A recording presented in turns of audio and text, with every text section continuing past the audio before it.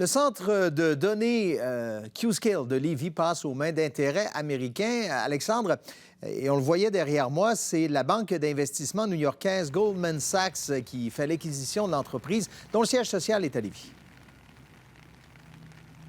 Oui, Goldman Sachs devient donc actionnaire majoritaire. Par contre, l'équipe de gestion reste en place, de même que les actionnaires là, qui étaient déjà actionnaires ici chez Qscale. C'est le cas du PDG Martin Bouchard. Il y avait des rumeurs là, par rapport à cette transaction depuis quelques semaines, mais ça a été confirmé ce matin par Goldman Sachs. On peut vous présenter là, un extrait du communiqué. Donc, on dit que c'est un investissement majeur sur le marché canadien des centres de données à une époque où l'intelligence artificielle engendre des demandes sans précédent.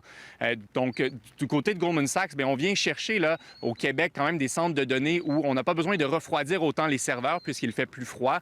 L'énergie aussi est beaucoup plus abordable qu'ailleurs. Du côté de Qscale, on ne nous a pas accordé d'entrevue, mais par communiqué, on a dit que l'Alliance permettrait d'accélérer considérablement la croissance et que les prochaines étapes du projet de Lévis vont pouvoir débuter au printemps, que ce sont des investissements additionnels de 700 millions de dollars. Je mentionne tout de même, Bruno, que Qscale a un projet majeur en Ontario. Ça, c'est un projet de 4 milliards de dollars. C'est 3 fois plus gros que le projet de Lévis. Pourquoi Qscale est allé en Ontario? Eh bien, c'est parce que c'était trop difficile d'obtenir des blocs d'énergie au Québec. Donc, à la suite de cette acquisition, il sera intéressant de voir si les projets vont se dérouler au Québec dans les prochaines années ou bien en Ontario ou aux États-Unis. Bon, c'est sensible parce que là, c'est des Américains qui prennent le contrôle d'une entreprise d'ici. Ça fait réagir à l'Assemblée nationale. Absolument, ça inquiète le Parti libéral québécois qui déplore d'ailleurs là, le fait qu'un fleuron québécois passe aux mains des Américains. Et on s'inquiète aussi au niveau de la souveraineté numérique. On dit qu'elle est mise à mal. On peut écouter un porte-parole du Parti libéral.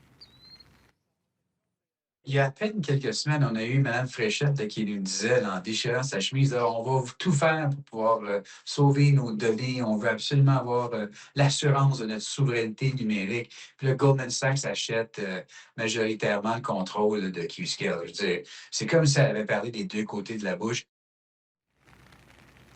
Donc, on s'inquiète aussi du côté de Québec solidaire. Arun Boisy a dit que c'était très mauvais pour la souveraineté numérique. Lui s'inquiète que des données hébergées au Québec soient maintenant assujetties au Cloud Act. Je termine, Bruno, en mentionnant qu'Investissement Québec n'a pas fourni de commentaires aujourd'hui. Eux ont investi 90 millions de dollars à ce jour dans Qscale. Pas non plus de réaction là, à cette heure du ministère de l'Énergie, de l'Économie et de l'Innovation. Merci, Alexandre.